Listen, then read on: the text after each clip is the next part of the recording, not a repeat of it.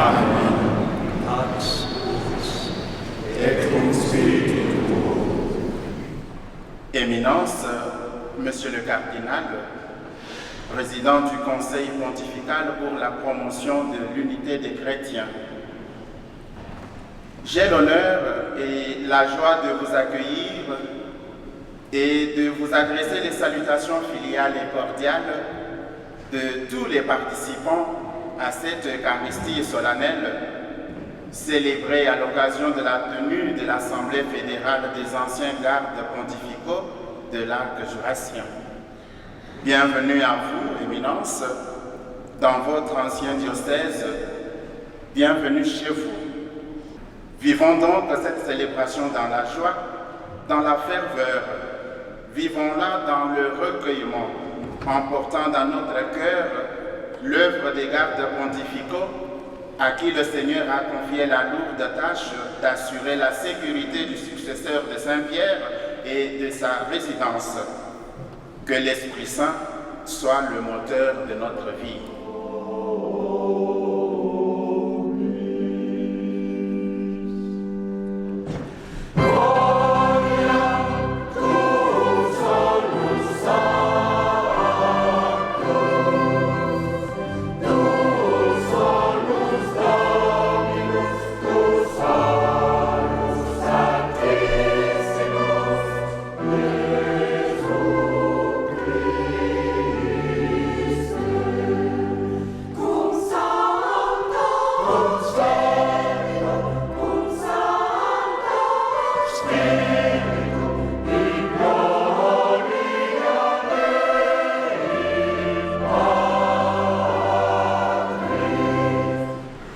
Sentivo la calunnia di molti, terrore all'intorno, denunciatelo.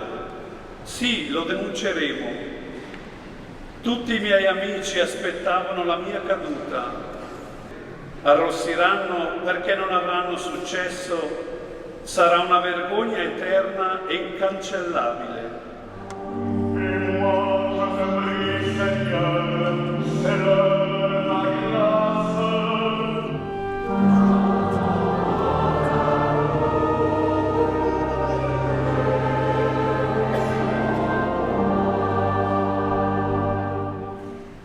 Dennoch herrschte der Tod von Adam bis Mose auch über die, welche nicht durch Übertreten eines Gebots gesündigt hatten, wie Adam, der ein Urbild des Kommenden ist.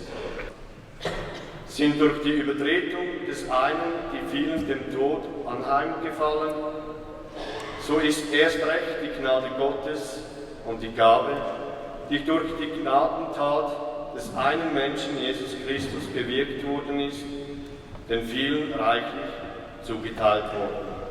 Halleluja, Halleluja, Halleluja, Halleluja,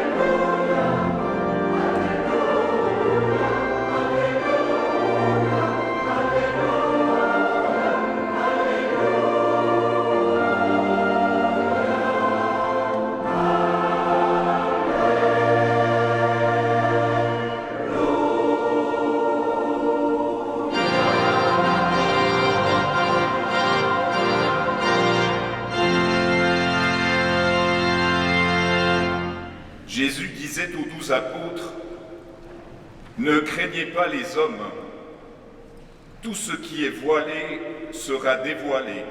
Celui qui se prononcera pour moi devant les hommes, moi aussi je me prononcerai pour lui. Mais celui qui me reniera devant les hommes, moi aussi je le renierai devant mon Père qui est aux cieux. » C'est une bonne nouvelle qui nous va droit au cœur, surtout dans le monde d'aujourd'hui où nous, les humains, sommes assaillis par tant de craintes. La peur fait partie des sentiments fondamentaux de l'homme d'aujourd'hui et l'époque que nous vivons est marquée par la peur. Autrefois, certains cherchaient l'aventure pour apprendre à avoir peur, comme le bon arien du poète Eichendorff. Mais aujourd'hui, personne n'a besoin de partir chez lui pour connaître la peur. Au contraire, nous la découvrons entre nos quatre murs.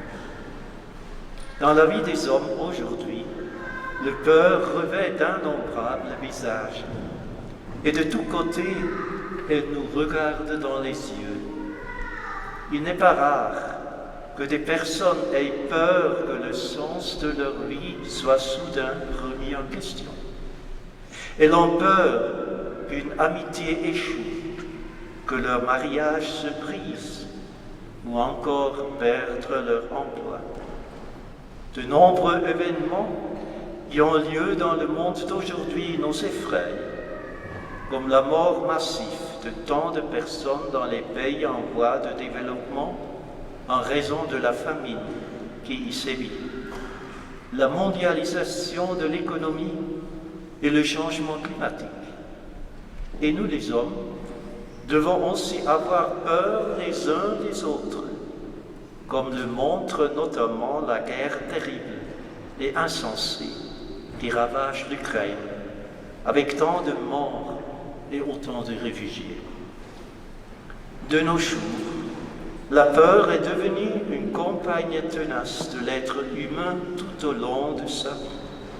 Une compagne au sujet de laquelle les anciens gardes suisses pourraient probablement entonner un chant en pensant à leur service passé. Face à cela, les paroles de Jésus résonnent à nos oreilles.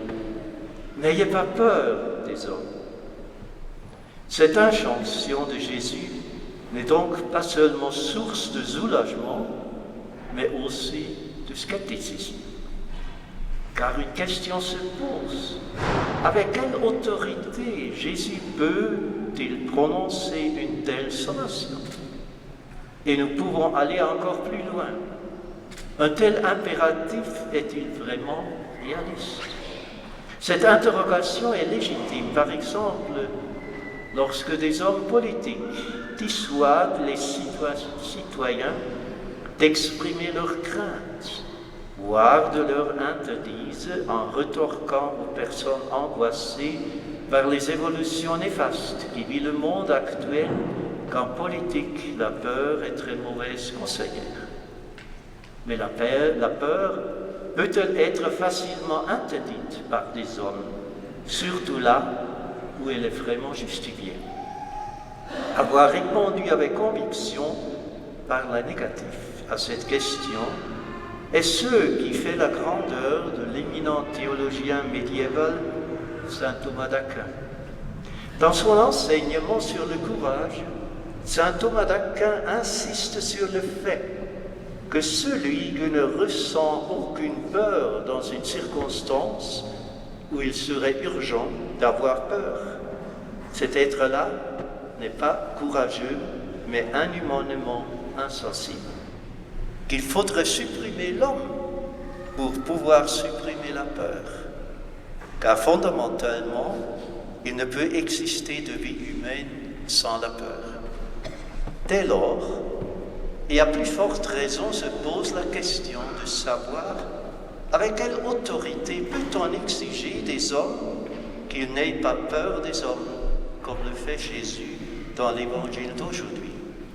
Pour surmonter cette irritation, seule une écoute attentive de ce que Jésus veut vraiment nous dire peut nous aider.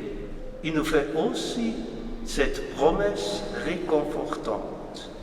Soyez donc sans crainte, vous valez mieux, vous, que tous les moineaux.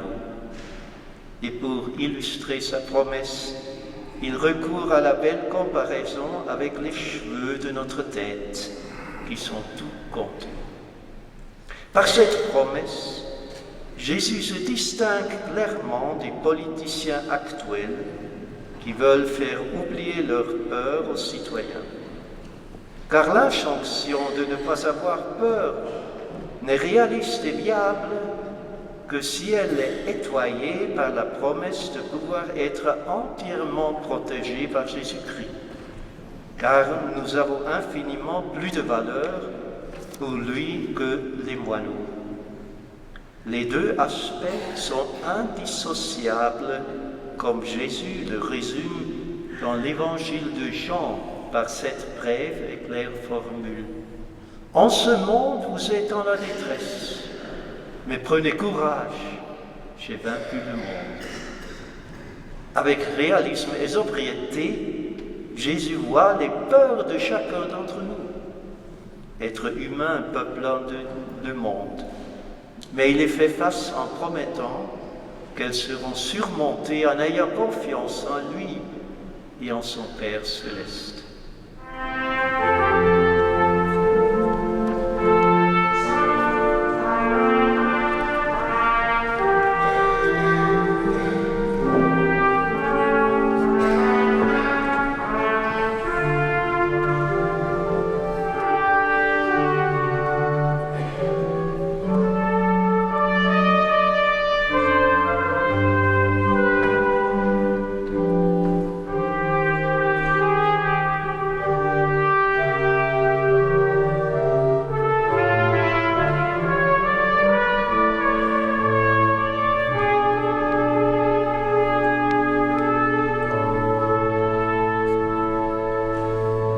Prions pour la garde suisse pontificale qui sert courageusement le Saint-Père et l'Église catholique depuis plus de 500 ans. Que de nombreux jeunes se mettent généreusement au service du pape et de l'Église en donnant, s'il le faut, leur vie. Prions pour les défunts de la garde suisse pontificale, pour les défunts de nos familles et de nos paroisses. Que le Seigneur les accueille tous dans la joie du ciel. Prions. Écoute la prière de ton peuple et donne-lui le choix d'être exaucé par le Christ notre Seigneur. Depuis plus de 500 ans, la garde suisse pontificale est demeurée fidèle au service du successeur de Pierre. Nous te rendons grâce pour toutes ces années que ta providence nous a données et nous te prions. Et maintenant la garde suisse dans la fidélité filiale à l'égard du Saint-Père et de l'Église catholique. Protège ton serviteur, notre pape François, et assiste-le les mondes de ton Esprit Saint. Nous te prions pour tous les membres de la garde et des anciens gardes. Fortifie et protège les plus faibles, éclaire ceux qui doutent, console ceux qui sont dans la peine, et conduit à la conversion ceux qui s'égarent. Assiste-nous toujours de ta grâce, afin que nous puissions nous entraider et porter les fardeaux des uns des autres. Donne la vie éternelle à nos défunts, et accueille dans ta gloire. Bénis notre patrie, et maintiens nos concitoyens dans la foi en toi. Amen. Prenez et mangez-en tous. Ceci est mon corps, livré pour vous.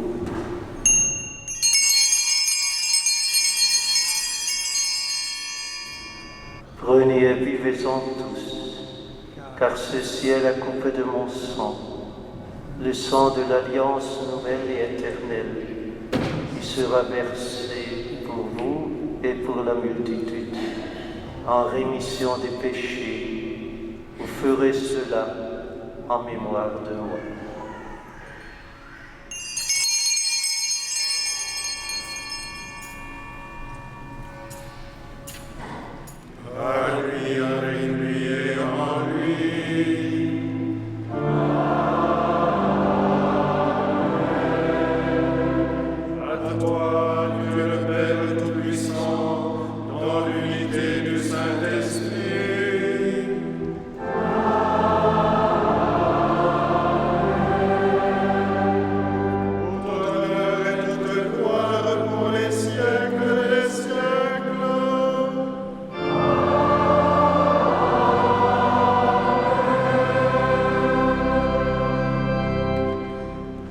Nous échangeons un signe de paix.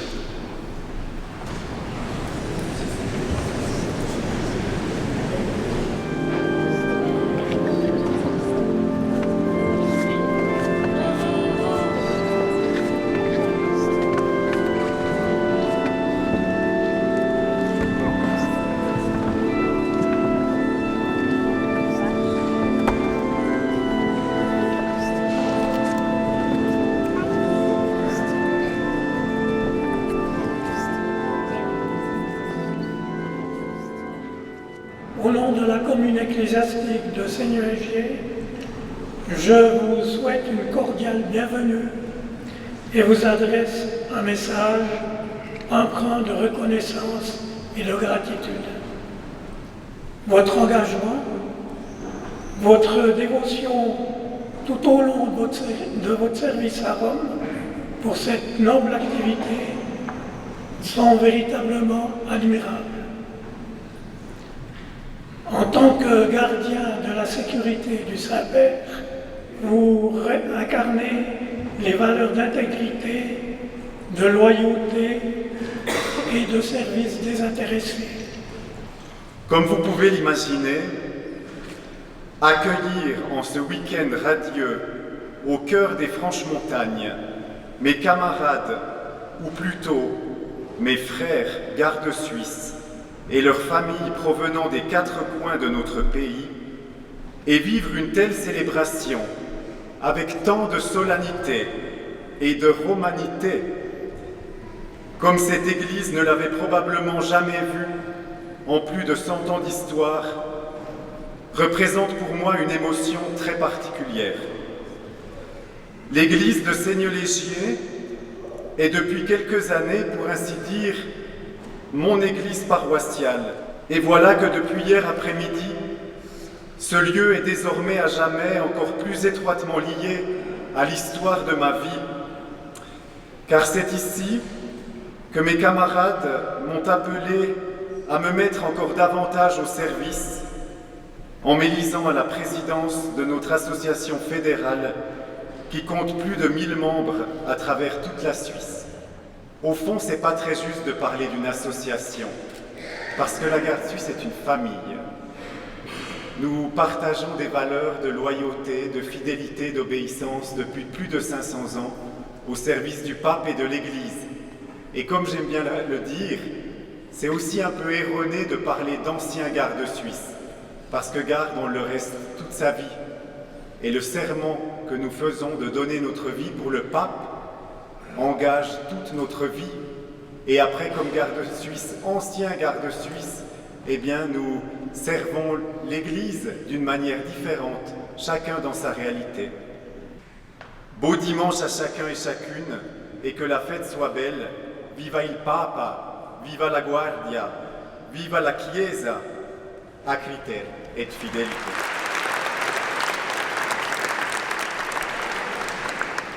Sit nomen Domini benedictum.